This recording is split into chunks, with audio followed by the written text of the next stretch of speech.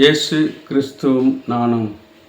இன்றைய வேத வாக்கு 1 பேதுரு 2ஆம் அதிகாரம் 24வது வசனம்.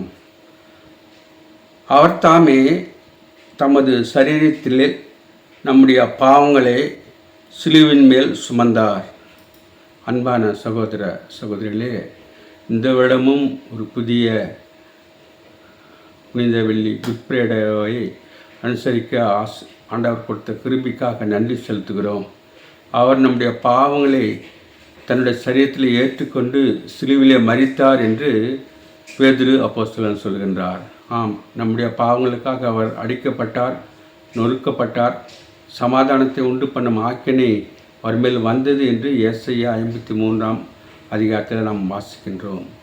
அதனாலே நம்முடைய பாவங்களிலிருந்து நம்மை மீட்டுக்கொண்ட இரட்சகரை நாம் வணங்குவோம், போற்றுவோம், அவருடைய பிள்ளையாக மாறுவோம். அவர் சிலுவிலே 7 வார்த்தைகளை சொன்னதாக நாம் வேதத்தில் வாசிக்கின்றோம். முதலாவது மன்னிப்பை கொடுக்கின்றவராக இருக்கின்றார். அடுத்தது ரட்சிப்பை கொடுக்கிறவராக இருந்தார். மூன்றாவதாக தன்னுடைய தாய்க்கு ஒரு அரவணைப்பை கொடுக்கிறவராக இருந்தார்.